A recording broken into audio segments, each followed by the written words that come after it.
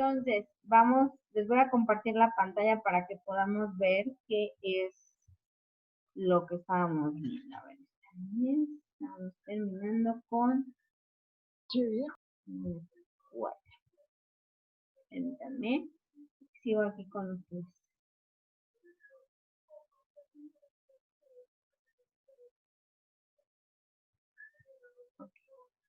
Entonces, vamos a compartir la pantalla.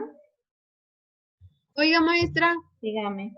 ¿Sí puedo checar lo del mapa mental de la médula ósea, creo? Les dejé tiempo para que lo subieran el día de ayer. Tengo 20 trabajos. Ahorita les digo cuántos. No. Es que hace 2 semanas mandamos el día jueves un mapa mental acerca de la médula ósea. Les dije que se los había eliminado, chicos. El mismo día de la clase se los comenté. Que el martes pasado les comenté, eliminé este trabajo porque van a hacer un complemento, que me lo tenían que haber mandado el jueves pasado. No me puso atención. Ese mismo día lo comenté, que se iba a hacer el complemento de este trabajo, por eso lo había eliminado, porque hacía falta que pusieran las lesiones o enfermedades o patologías de la médula espinal. Por eso fue que les dije. ¿Ya lo calificó? No, todavía no lo califico. Estoy calificando sus tareas del domingo. Estoy calificando ahorita tareas bueno, ahorita no, ya estamos en clases, pero estuve calificando tareas. Llevo la mitad de tareas calificadas. A ver, estábamos viendo tallo cerebral, que ya terminamos, y su tarea específicamente hablaba de los siguientes. Mande. En mi caso, yo las primeras tareas se las mandé por correo. Sí, hubo 2 personas que el profesor Arnaiz nos hizo aviso de que estaban teniendo problemas con la plataforma. Las 2 primeras semanas me las mandaron vía correo. De la semana 3 en adelante, creo que ya nadie tiene problemas en plataforma, entonces no va a haber problema. Yo tengo sus calificaciones en papel y yo a la hora de pasar calificaciones, yo las tengo que documentar y poner entregado en físico o en su casa entregado por correo. Bueno, su tarea específicamente hablaba mutismo acinético, síndrome cerebeloso, atrofia oligopontocerebelosa y síndrome de Rite-Ganto. En las 10 tareas que he calificado me estoy encontrando con que no son síndromes o patologías relacionadas con tallo. Ahorita me encontré una que es relacionada con tumores en el hipotálamo, otra que me encontré con mutismo selectivo que no tiene nada que ver con problemas en el tallo cerebral. Entonces, eran temas específicos, muchachos. ¿Qué pasó? ¿Por qué hicieron otros temas? Porque no hay muchos casos en internet.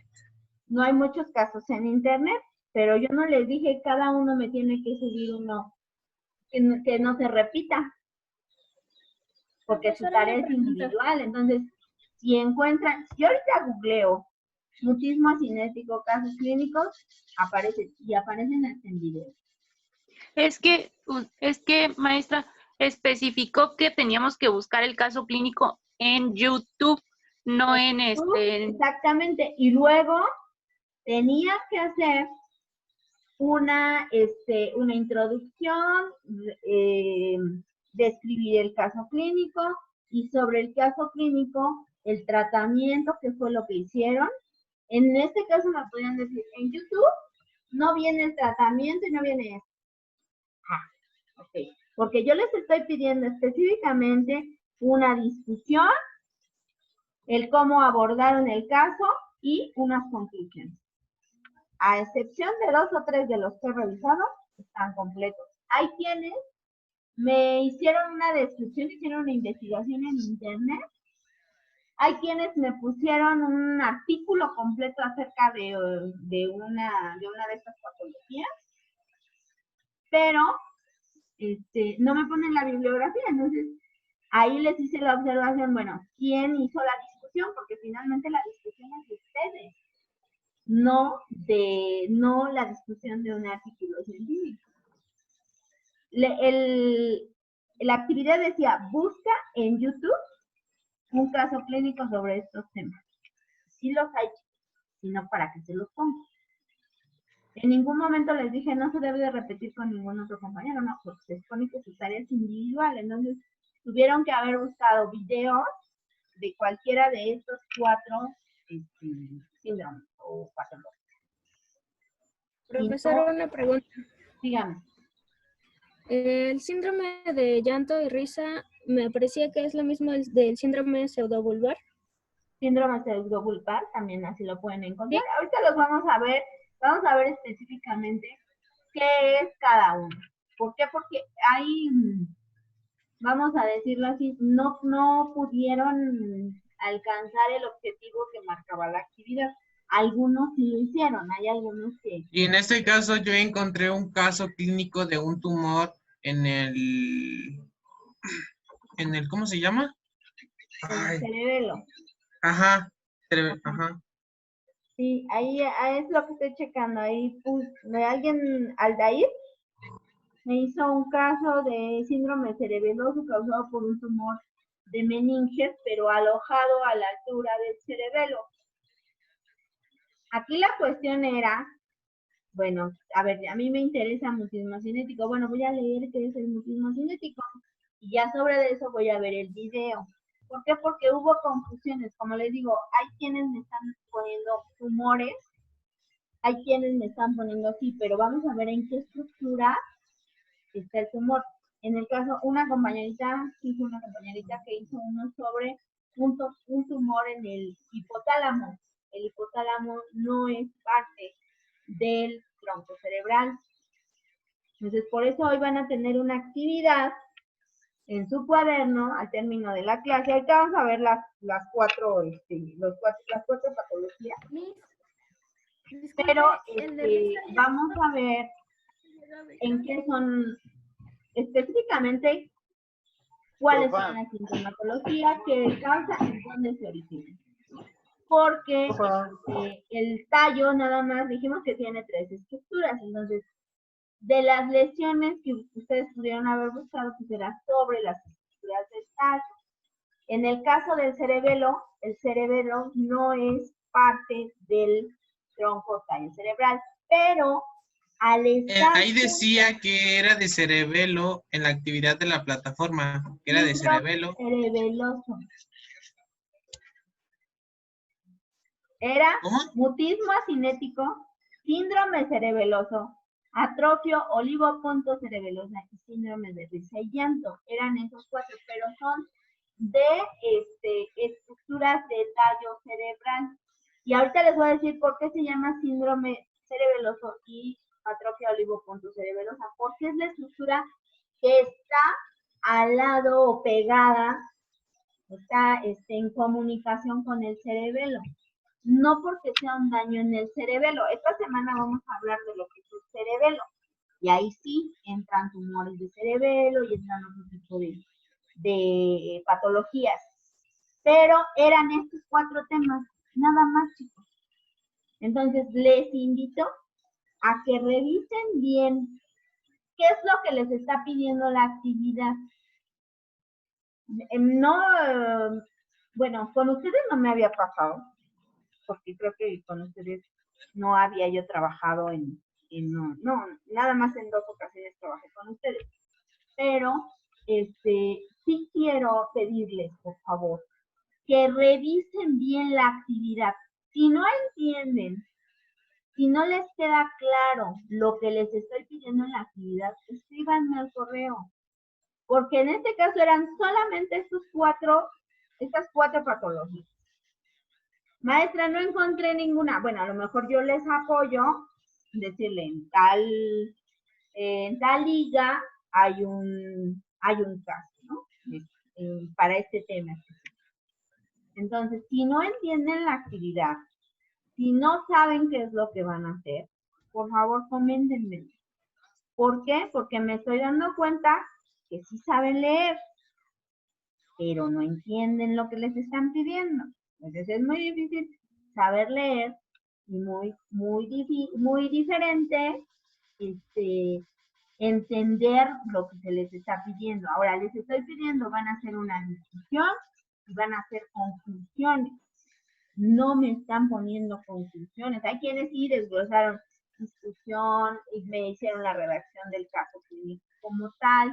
En el documento ponen su discusión, pero por ahí se les fue. No me están poniendo las bibliografías. Tareas sin bibliografía, ya no se las voy a revisar. Entonces, todas las tareas deben de tener una bibliografía, a menos que sea una actividad en la que yo les diga, de su cuaderno, entonces ahí no lleva bibliografía, porque me la están pidiendo de lo visto en clase, entonces ahí sí no lleva bibliografía. Pero cuando ustedes tienen que hacer una consulta, forzosamente deben de poner la bibliografía, la referencia donde lo están tomando. ¿Por qué? Porque yo tengo la obligación de ir a ver la referencia y ver si la información que ustedes están plasmando es de acuerdo a la referencia que están haciendo o se la sacaron de la manga. Entonces, esa es mi obligación, el estar haciendo esas revisiones. ¿Con qué voy a comparar? ¿De dónde están sacando? A lo mejor me lo sacaron. Ya saben que tareas de Wikipedia no se aceptan. Tareas de buenastareas.com no se aceptan. Tienen ustedes que hacer la búsqueda de al menos un texto bajado en un artículo científico o de páginas como las que se les ponen ahí, de ese cielo, de psicología, etcétera, las diferentes bibliografías que luego las diferentes páginas que se les proporcionan. Entonces, si les hago esa invitación, recuerden, por favor, a partir de hoy, tarea, que no venga bibliografía, ya no se las voy a calificar, o les voy a poner cero. No es que no se las califique, voy a poner cero. Todas las tareas en las que ustedes tienen que investigar o tienen que hacer, documentarse, tienen que tener forzosamente una referencia o una bibliografía. Entonces, vamos a continuar con esto. Denme, abrí un archivo que no es. Ay, Dios mío. ¿Dudas, aclaraciones? Maestra, ¿y no es mejor que hagamos un grupo de WhatsApp? No. Que si no es mejor que hagamos un grupo de WhatsApp para las dudas. Ustedes hagan el grupo de WhatsApp. Ustedes pueden tener el grupo de WhatsApp que quieran. Regularmente yo no atiendo por WhatsApp. Por correo electrónico lo que quieran, pero por WhatsApp no.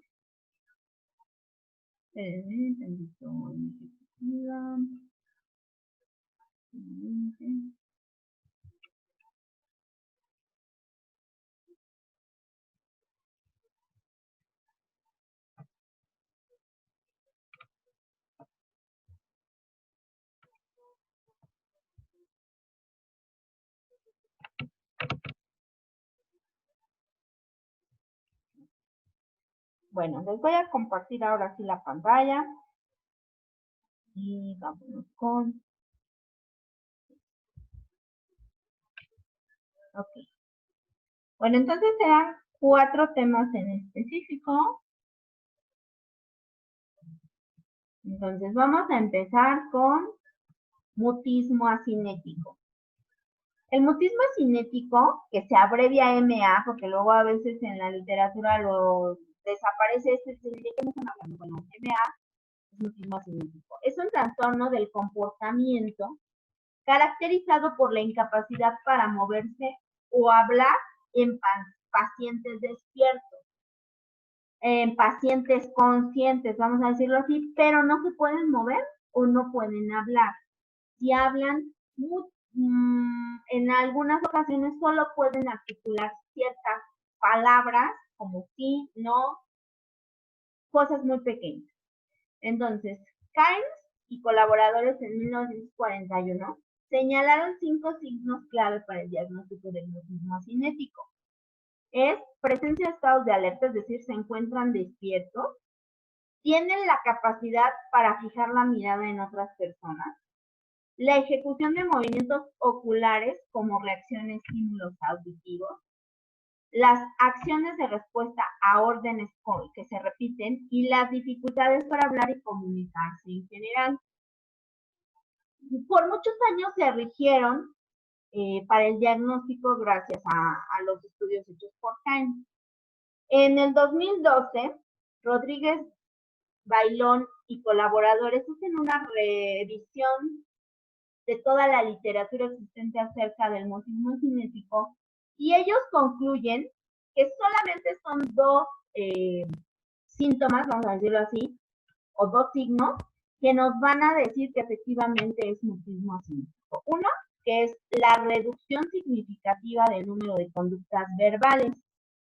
Es decir, era bien hablador y ahora ya no habla. Es decir, hay una reducción significativa del número de conductas verbales. Y la segunda, la capacidad de seguir objetos con la mirada. Estos son dos criterios de diagnóstico básicos.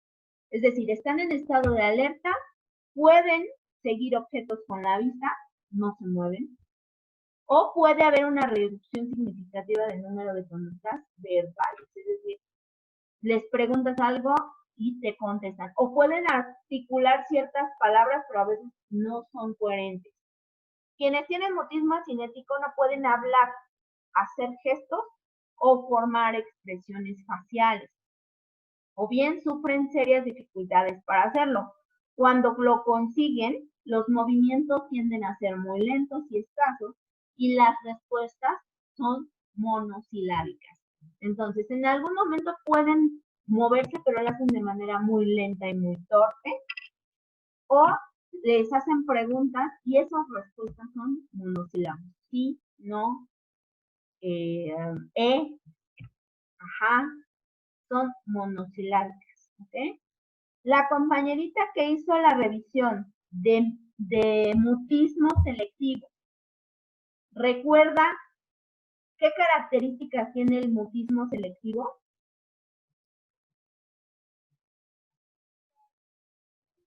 Yo lo hice, pero Dígame. espera checar.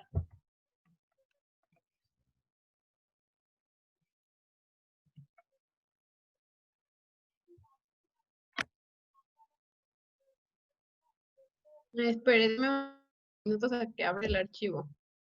Sí. Bueno, lo que lo busca la compañera. Bueno, vamos a tener dos, vamos a decirlo, a grandes rasgos, dos variantes de mutismo cinético. Dos. Un mutismo por una lesión en la región frontal. Ya lo tengo. ¿Vale? Ya lo tengo. A ver, bueno, dígame. ya tengo las características. A ver, dígame. ¿Qué Dice que características? los padres o otros adultos, bueno, los padres o otros adultos hablan por el niño, interpretan sus gestos y adivinan lo que necesita, la participación en actividades con la no participación en actividades con niños, el alivio a la aversión en todas las ocasiones anteriores, no habla ante personas que no son de su entorno familiar, habla pasados unos minutos antes de personas familiares con las que se relaciona poco y ya habla siempre con su familia más cercana, en la mayoría de lugares o situaciones. Y ya. Ok. Entonces vamos a decir que el mutismo selectivo, el caso que presentó la compañera, es en un niño. El niño decide no hablar, solamente habla con quien quiere. Este no es causado por una lesión. El mutismo cinético generalmente es causado por una lesión y los imposibilita a hablar o a moverse. En el caso de la compañera, este niño decide no hablar, solamente habla con el que él quiere. Ese se llama mutismo selectivo y no es una patología causada por una lesión o por un problema en alguna zona del tallo cerebral. Entonces, esta es una cuestión más psicológica que biológica o anatómica. Entonces, ese tipo de mutismo es más tratado por cuestiones psicológicas, ya que generalmente en ese tipo de mutismo no hay una lesión o no hay una alteración en la anatomía de estas estructuras cerebrales, ¿ok? Entonces, no, nada que ver con lo que estamos viendo. Bueno, entonces, decíamos que a grandes rasgos vamos a tener dos variantes de mutismo. Una que se da por una alteración en la región frontal, así como lo vemos en la frente, y la otra en el mesencéfalo. Esta es la que a nosotros nos interesa, la de la lesión en el mesencéfalo, porque estamos viendo el tallo cerebral. Bueno, el frontal se debe con frecuencia a alteraciones en el riego sanguíneo, en concreto con la arteria cerebral anterior, y los trastornos y accidentes cerebrovasculares son la causa más frecuente del mutismo cinético. Si bien también puede aparecer como consecuencia de infecciones, contacto con sustancias tóxicas y enfermedades neurodegenerativas. Entonces, este es una de las grandes causas, o vamos a decir, una de los tipos de mutismo cinético causado por lesiones en la región frontal y generalmente son por accidentes cerebrovasculares. Entonces, tienen una caída de frente, le pegaron al balón con la cabeza en la región frontal. Los beisbolistas tuvieron un golpe con bat, un golpe con pelota en la frente, chocaron y pegaron con la frente en el parabrisas. Entonces ahí es cuando se pueden dar este tipo de lesiones en la región frontal. Ahora también algunas infecciones y algunas sustancias tóxicas, hasta propios medicamentos, pueden causar este tipo de mutismo o causado en la región frontal. Ahora, el que a nosotros nos interesa por la estructura que estamos revisando es la que se da en el mesencéfalo. Entonces, las lesiones del mesencéfalo son las siguientes. Ya habíamos visto que el mesencéfalo es una estructura por debajo de la corteza que contiene núcleos cerebrales, como los folículos implicados en la percepción visual y auditiva. La sustancia negra también es fundamental en la producción de dopamina y, por tanto, en el reforzamiento, y esta clase de mutismo se asocia con hipersomnolencia y déficit motivacionales. Entonces, ¿cuándo podemos sospechar de un caso de mutismo? Cuando esta persona, aparte de que va a tener problemas en el movimiento, aparte de que va a tener problemas en las respuestas, es decir, le preguntamos y le cuesta trabajo respondernos, empieza con mucho sueño. De esos sueños de que te caes y que no puedes permanecer despierto, y además no hay nada que te motive. Ni siquiera porque la maestra te está regañando y ya te dijo que no haces en las tareas, no, ni eso te motiva, o sea, nada, ni el novio los motiva, ni la novia los motiva. Entonces, estos son síntomas o signos que tenemos que tener en cuenta y para poder sospechar de un tipo de mutismo así. También puede estar causado por paros respiratorios, ya que estos paros respiratorios pueden provocar hipoxia cerebral, traumatismos cranoencefálicos, tumores, meningitis, hidrocefalia, daños en el tálamo, la destrucción del giro cingulado y la enfermedad de Creutzfeldt-Jakob, un trastorno neurodegenerativo causado por infecciones de priones. Bueno, lo dijimos, el mutismo, ¿qué quiere decir? Dos síntomas, que es la baja en la situación verbal, es decir, ya no es tan platicador, y ahora ya no me responde sí, no, ajá, etcétera. No se puede mover, o se mueve de manera torpe, sus movimientos son muy lentos, y además tiene somnolencia y no tiene ganas de hacer nada. Eso es cuando estamos hablando de un mutismo asinético relacionado con el mesencéfalo, con esa región. Cuando se presentan otro tipo de síntomas, cuando no hay somnolencia y cuando no hay déficits motivacionales, queremos decir que probablemente sea un mutismo asinético frontal. Este es el que nos interesa a nosotros. ¿Dudas hasta aquí, chicos? ¿Queda claro qué es el mutismo?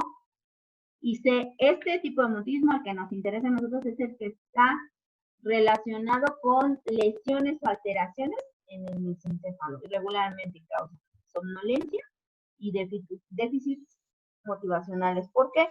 Porque se está alterando la producción de dopamina. Entonces, al no haber esta producción de dopamina de manera normal, vienen estos. El siguiente. Oiga, Mande. si hay que. un tumor en el cerebelo, ¿se considera como mutismo? ¿Eso? No. El cerebelo está pegado o está, sí, íntimamente ligado con todo. El cerebro. Con el tronco cerebral, con el tronco, con el tallo. Ah, ok. Si ustedes ven los esquemitas del tallo, la protuberancia anular está pegada al cerebelo. Me voy a regresar un poquito para que vean dónde está. A ver, aquí está. Aquí está. Miren, todo el tronco, tenemos el diencéfalo, dijimos que luego aquí, en esta parte de aquí, está la hipófisis, está el hipotálamo. Inmediatamente debajo del hipotálamo tenemos al mesencéfalo. Luego viene la protuberancia anular o puente de Barolio y luego viene el bulbo. Entonces, esta y esta están directamente pegadas o relacionadas con el cerebelo. Alteraciones en el cerebelo en esta parte nos afectan. Si el tumor en el cerebelo está acá, no tiene nada que ver con esto. Pero si el tumor del cerebelo está aquí, sí afecta. Ahorita viene síndrome cerebeloso. ¿Por qué lo relacionamos con el tallo? Porque el síndrome cerebeloso son lesiones que se dan exactamente en esta parte, donde están unidos, que es el mesencéfalo, la protuberancia anular y el bulbo táctil. Entonces, lesiones en el cerebelo, vamos a decir, de la mitad hacia el bulbo, hacia la parte frontal, sí están, causan lesiones y por eso las estamos estudiando. Ahorita vamos a ver síndrome cerebeloso. ¿Queda alguna duda, chicos? ¿Ya les quedó claro por qué sí alguna región del cerebelo afecta? Porque es la región que está comunicada con el tallo cerebral. Si tuviéramos un tumor acá, a lo mejor no tengo ninguna sintomatología relacionada con el tallo cerebral. Pero si lo tengo en esta región, entonces sí. Si tumores del cerebelo sí pueden afectar. Entonces vamos con síndrome cerebelo.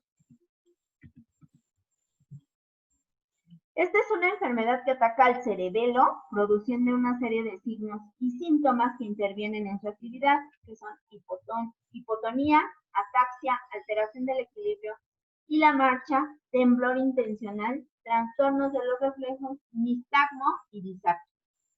Si alguien quiere checar en internet qué es cada uno de estos, la hipotonía, es decir, vamos a tener una disminución del tono muscular. La ataxia son movimientos incontrolados. Alteración del equilibrio, bueno, pues eso a la hora, sobre todo en la marcha, lo vamos a tener. También hay personas que dicen, tengo vértigo, no es tanto el vértigo, sino que es una alteración en el equilibrio. Temblores intencionales, trastornos de los reflejos, es decir, o reaccionan muy rápido o no reaccionan. Entonces, estamos teniendo problemas a la hora de responder de manera adecuada a los reflejos. Nistagmo es el movimiento ocular muy rápido, vamos a decirlo así. O movimientos involuntarios del ojo. Y me falta ¿cuál me faltó? La última, ¿verdad? La disartria. Espérenme que me acaban de mandar un mensaje. Ataxia. Ataxia. Ah, denme un segundo.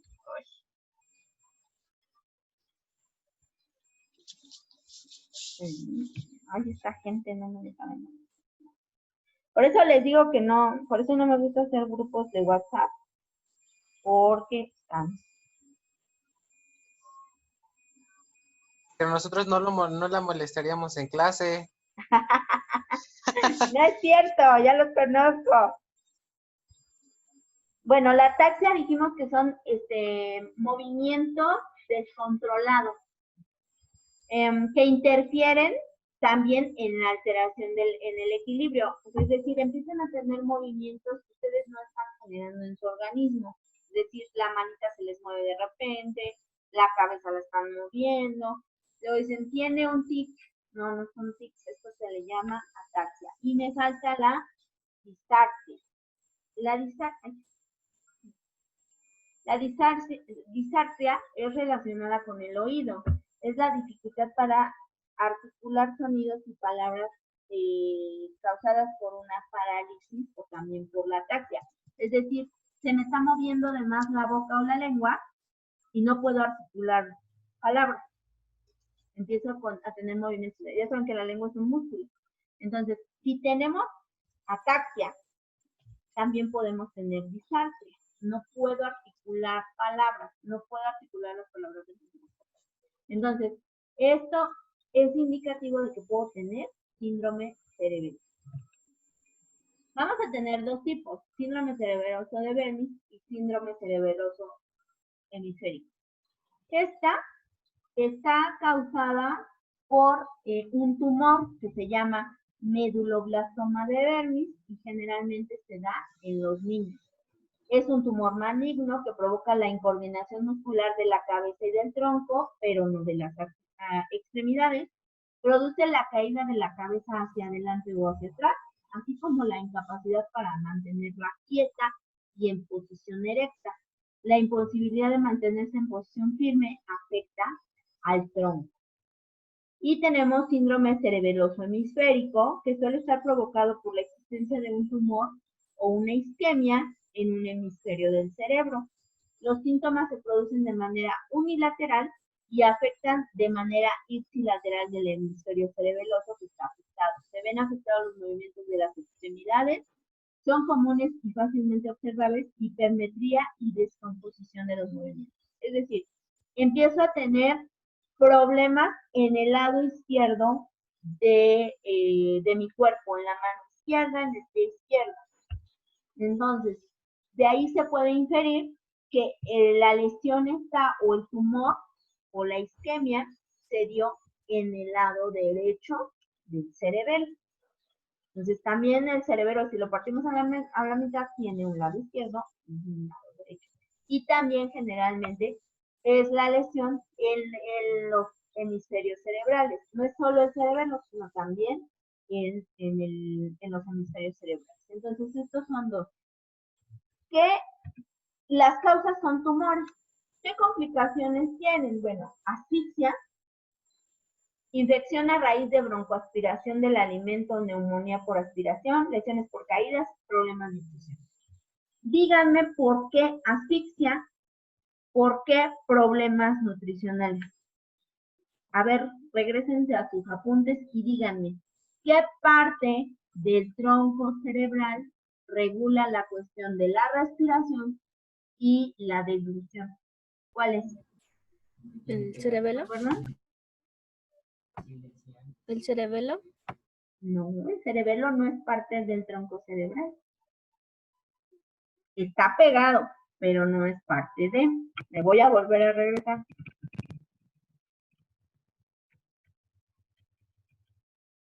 ¿El puente? Es el bulbo raquídeo o puente de Barolio. Entonces, si el tumor se da en esta región del cerebelo, me va a afectar protuberancia anular, que es quien se encarga del control de la respiración con los centros del bulbo raquídeo. También se encarga de la sensibilidad auditiva y también de la deglución. Entonces, si yo tengo un tumor en esta parte, entonces me va a afectar protuberancia anular y por lo tanto voy a tener problemas para respirar, voy a tener problemas para deglutir. Entonces, por eso nos está hablando de que Ya lo vimos, no, aquí está. ¿Dónde me quedé? ¿Dónde estábamos? Que puede tener problemas para respirar, problemas para deglutir. ¿Cuáles son las principales causas? Bueno, relacionadas con el sistema vascular, los tumores, que son los que estábamos viendo, que pueden ser meduloblastomas, astrocitomas, hemangioblastomas o neurinomas del acústico. ¿Por qué? Porque esa región, la protuberancia anular, les decía, donde está su orejita, váyanse al centro de su cabeza, ahí es donde tenemos la protuberancia anular. Y justo detrás está el cerebelo. Entonces, si hay un infarto, si hay una hemorragia o una trombosis y se aloja en esa zona, vamos a tener problemas en el cerebelo o en la protuberancia. Metástasis, es decir, tengo cáncer en cualquier otro lugar, cáncer de seno, cáncer de pulmón, entonces esas células se van a ir hacia esa área del cerebro y entonces en esa área del encéfalo y entonces puede causar daño. De tipo traumático, contusiones, laceraciones y hematomas.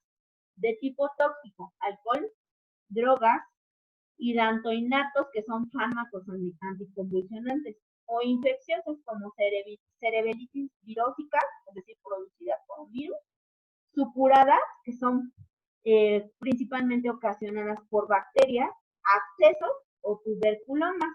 Cuando a una persona le da tuberculosis se producen ciertas secreciones que afectan a las células y eso se le llaman tuberculomas. Y las también enfermedades de tipo degenerativo como la esclerosis múltiple. Entonces, la primera causa son los tumores que vamos a tener, pero también las lesiones. Entonces, dudas de síndrome cerebeloso. Ya quedó claro por qué se da. O sea, se llama síndrome cerebeloso porque es un tumor, pero es en el área que está comunicada o está pegada al tallo cerebral, específicamente con la protuberancia anular. Ahora, síndrome de risa y llanto. A ver, Melanie, usted me hizo uno de la muñeca feliz. A ver, coménteme, ¿qué onda con la muñeca feliz? También se llama síndrome pseudovulvar, pero le pregunto a Melanie porque Melanie hizo uno que se llama síndrome de la muñeca feliz. A ver, coménteme, ¿de qué se trata ese de la muñeca feliz? No me diga Melanie, dígame Joyce. ¿Eh? Dígame Joyce. Bueno, Joy. Joy, dígame. Voy, espérame. Sí. Quien me preguntaba, ¿también se llama síndrome pseudovulvar? Sí, también se llama así. Y es una enfermedad que se caracteriza por episodios de risa o llanto repentinos, descontrolados y fuera de lugar. O sea, no tienen nada que ver a lo mejor en el contexto en el que estamos. Es decir, fui a un velorio, estoy en un velorio y me empiezo a carcajear como loca. Y toda la gente se les queda viendo y dice, ¿qué onda? ¿Qué le pasa? O estamos en una fiesta donde se está celebrando un bautizo, todo el mundo es feliz, contento, traen al bebito para allá y para acá, y de repente alguien se pone a llorar y a llorar y a llorar y dices, ay, está llorando de felicidad. No, ¿son? Es lo que es relacionada con el Joker. Sí, también se llama así la enfermedad de Joker. También hoy, actualmente también es conocida como el síndrome del Joker o la enfermedad del Joker. Pasan de un estado normal a risa incontrolada o tristeza incontrolada. ¿Sí? A ver, Joy, ¿qué pasó? Pero Joy nada más encontró el de la muñeca feliz. A ver, Joy, ¿ya encontró tus apuntes? Ya. La fuente. ¿Alguien más me hizo? Raúl,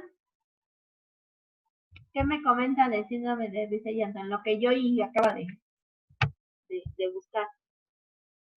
Raúl. Mande. Ajá. Yo encontré que, bueno, el caso clínico fue sobre un señor de 68 años que tenía torpeza para hablar y hacer funciones como comer. Y también episodios de risa y llanto incontrolable y no tenía ninguna motivación para hacerlo. Ujú. Dicen en muchos textos, no hay causa, ¿no? Que lloren. Bueno, ¿por qué lloras? Pues quiero llorar nada más, ¿no? O sea, no tienen una causa, digamos, tristeza, una aflicción que les provoque llorar. O en el caso de la risa, no tienen una causa de que los haga reír de esa manera, ¿no? Ni les contaron chistes, ni están viendo un programa que les pueda causar risa, o sea, nada. Son sin causa aparente, esa risa y ese llanto no tienen una causa aparente. Se le llama a esto la habilidad emocional. Son ataques frecuentes, involuntarios e incontrolables de llanto o de risa que resultan exagerados o no están conectados con el estado emocional. Por eso también es conocido como síndrome del Joker, porque ustedes saben que el Joker se supone que tiene la cara feliz, pero por dentro es triste. Entonces, esa la habilidad emocional, es decir, no sabes si estás feliz, estás triste, qué te está pasando. La risa suele transformarse en lágrimas. Eso regularmente nos pasa, ¿no? Cuando nos reímos demasiado, a veces lloramos. Dicen, ya estoy llorando de risa. Bueno, pero eso, aquí en esto es extremo. Esta risa se transforma en lágrimas, pero es en un llanto, con mucho dolor, vamos a decirlo así. El humor parece normal entre episodios, lo que puede producirse en cualquier momento. El llanto parece ser un signo más frecuente de la habilidad emocional que la risa. Entonces, mucha gente cree que el llorar, pues es pues vamos a decir, es que tienes depresión. No está relacionado con la cuestión emocional. Esta risa y este llanto no tiene nada que ver con las emociones. Joy, ¿ya encontró algo? Joy ya se fue. Ya se nos escapó. Bueno, ¿cuáles son las principales causas de esta patología? Normalmente se manifiesta en personas con afecciones o lesiones neurológicas, como son las siguientes: un accidente cerebrovascular, una esclerosis lateral amiotrófica, conocida como ELA, la esclerosis múltiple, una lesión cerebral reumática, enfermedad de Alzheimer y enfermedad de Parkinson. Entonces, estas son enfermedades neurodegenerativas o enfermedades o lesiones neurológicas que van a afectar esta zona del tallo cerebral, y por lo tanto va a poderse dar este síndrome pseudovulvar. Aunque todavía se requiere hacer más investigación, la causa del síndrome pseudovulvar se cree que incluye una lesión en las vías neurológicas que regulan la expresión. Entonces, ahorita nos regresamos al esquema, pero el tallo cerebral está íntimamente relacionado con el sistema límbico. El sistema límbico es el que regula las emociones. Por eso, cuando hay una lesión a este nivel, se afecta a este. Dice Luz María, usted lo hizo sobre Scott. ¿Qué nos comenta de Scott? Los síntomas graves de la labilidad emocional pueden causar vergüenza, aislamiento social, ansiedad y depresión. Este trastorno podría interferir con la capacidad de trabajar y realizar tareas diarias, en especial cuando ya tienes una enfermedad neurológica, es decir, ya te diagnosticaron Parkinson. Pero aparte del Parkinson, empiezas a tener problemas de la habilidad emocional. Entonces, ¿qué es lo que haces regularmente o qué es lo que hacen las personas que tienen este tipo de síndrome? Pues es que se aíslan, como les da vergüenza que las vean reír o llorar repentinamente, bueno, se aíslan socialmente y empiezan a tener problemas de ansiedad y depresión por la cuestión de que es incontrolable lo que a ellos les pasa. ¿Encontraron tratamientos, chicos? Joy o Raúl, ¿qué tipo de tratamiento le dan a esa persona? A personas que padecen esta enfermedad. Pues solamente como que pláticas, ¿no? Con un psicólogo, con un terapeuta, Ajá. Bueno, porque como tal no tiene cura ni nada, solamente como que para poder, si vaya a un tratamiento, una terapia psicológica. Ajá. Raúl, ¿qué encontró? Que se les suministra antidepresivos. Antidepresivos, exacto. Entonces, sí hay a quienes les pueden recetar depresivos, antidepresivos y ansiolíticos, no son ansiolíticos, para poder contrarrestar un poco, pero es por la situación emocional. No hay cura como tal. Entonces, como regularmente este tipo de cuestiones, las lesiones que se ocasionan a ese nivel, no hay cura. Entonces, lo único que se les puede dar son antidepresivos o ansiolíticos para poder solventar un poquito la cuestión emocional, pero no para disminuir estas cuestiones. A Joker, ¿qué le daban? Antidepresivos y ansiolíticos, ¿no? En la última película que salió de Joker, ahí sí se ve, y en el momento en que deja de tomar esto, es cuando se potencia su trastorno, porque ya no está tomando nada de esto. Entonces, sí, a la mayoría de estas personas esto es lo que le dan para tratar de mantenerlos calmados y a lo mejor esos episodios sean menos frecuentes de lo que son. ¿Dudas hasta aquí, chicos? Ya nada más nos falta uno, que es atrofia olivopontocerebelosa, que actualmente ya no se llama así, se llama atrofia multisistémica de tipo cerebelosa. Como les dije, es en la región pegada al tronco cefálico. Es una enfermedad poco frecuente que hace que ciertas zonas profundas del cerebro, justo por encima de la médula espinal, se encojan, por eso se da atrofia. ¿Cuál es esa zona que está junto de la médula? Se llama bulbo raquídeo. Entonces, en el bulbo raquídeo es donde se da la atrofia. Antes se llamaba olivopontocerebelosa, pero ahora ya se llama atrofia multisistémica. Causas. Se puede transmitir de padres a hijos de forma hereditaria. También puede afectar a personas sin antecedentes familiares conocidos, es de forma esporádica. Esto no es común. Puede darse en una entre 10,000 personas, pero no es común. Generalmente es hereditario. Los investigadores han identificado ciertos genes que están involucrados en la forma hereditaria de esta afección. La causa de esta en aquellas personas con la forma esporádica se desconoce y la enfermedad empeora lentamente y es progresiva. Es ligeramente más común en hombres que en mujeres y aparece en promedio a los 54 años de edad. Entonces, todos tenemos factores de riesgo, todos somos vulnerables a padecer este tipo de atrofia. Los síntomas tienden a comenzar a una edad más temprana en las personas con la forma hereditaria. El síntoma principal es la torpeza, también conocida como ataxia, que empeora lentamente. También pueden presentarse problemas con el equilibrio, la dificultad para hablar y caminar. Estos síntomas pueden incluir síntomas parecidos a los otros padecimientos. ¿Por qué? Porque están relacionados con el tronco cefálico. Movimientos oculares anormales, movimientos del cuerpo anormales, problemas de la vejiga o de los intestinos, dificultad para tragar, pies y manos fríos, mareos al levantarse, dolor de cabeza al parecer que se alivia al acostarse, rigidez o entumecimiento muscular, espasmos y temblores, daño en los nervios, que es también conocida como neuropatía, problemas para hablar y dormir debido a espasmos en las cuerdas vocales, problemas con la función sexual y sudoración anormal. Entonces, comparten sintomatología con algunas de las otras patologías que estamos viendo.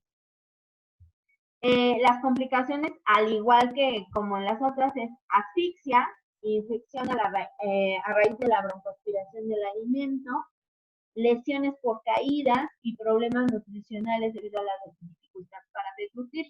Dijimos troncocefálico rige toda la cuestión de la respiración, del latido cardíaco, de la deglución. Entonces, por lo tanto, pues se pueden dar este tipo de complicaciones. Esta empeora lentamente y no existe cura. El pronóstico generalmente es desalentador, pero pueden pasar años alguien de que presente una discapacidad considerable. Generalmente las personas que tienen asfixia, pues en la mayor complicación, es decir, al no haber la oxigenación adecuada, pues puede haber accidentes cerebrovasculares, entonces la lesión es mayor. Entonces sí hay que tener mucho cuidado con estas personas, pues por el tipo de alimentación que deben de tener. De hecho, las personas con Alzheimer terminan la mayoría muriendo de hambre porque también se les olvida comer, empiezan a perder la capacidad para deglutir, también se les olvida, dicen que la respiración es una situación que la rige directamente el tronco cefálico, pero si hay lesiones y ya la degeneración es mayor, también se les olvida respirar, no es que se les olvide, ya no está esa función automática de la respiración, por lo tanto, muchas personas que tienen Alzheimer o otras enfermedades neurodegenerativas empiezan a tener problemas con asfixia, con problemas de deglución o broncoaspiración por este tipo de complicaciones que tienen. Chicos, ¿dudas hasta aquí? Aclaraciones, comentarios. Porque tienen una actividad de aquí a las 6:30. Que de hecho les voy a dar chance otro poquito más. ¿A qué hora terminan sus clases hoy? ¿7:30 o a las 8? A las 8. A las 8. Bueno, ¿qué les parece? Les dejo la actividad hasta las 9. Ahorita tienen media hora. Y les voy a dar una hora más después de su clase hasta las 9 para que puedan terminar su actividad. ¿Qué es lo que van a hacer? Necesito que hagan estos esquemitas. Aquí les voy a compartir este esquema al menos, de las partes que integran el tronco cefálico. Mesencéfalo, puente baroño y bulbo raquídeo. Y con estructura y función de cada uno. ¿Qué hace cada uno de estos? ¿Vale? Eso es lo que van a hacer. Van a hacer el esquema en su cuaderno y le van a poner. Sería función del mesencéfalo, puente. Así es. Okay. Van a poner cómo está integrado, cuáles son las partes que lo integran y su función. ¿Vale? Así, al menos así o como este que está así en colorcitos, pero le van a poner función acá abajo. Y eso tiene que estar en el cuaderno, le toman un poquito. En el cuaderno, ¿verdad? En el cuaderno. ¿Vale? Esa actividad se queda para... Rafa, perdón, no escuché bien qué era la actividad.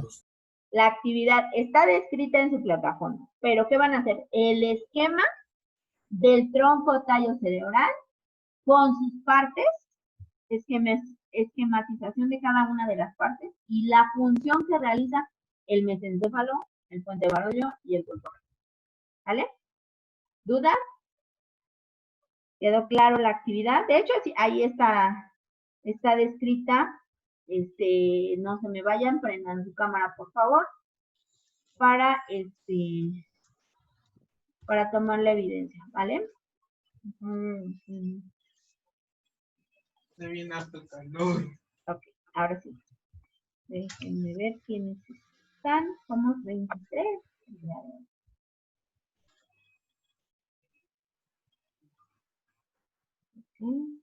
¿Ya listos? Alondra. Rodrigo, ¿sí está? ¿Doble?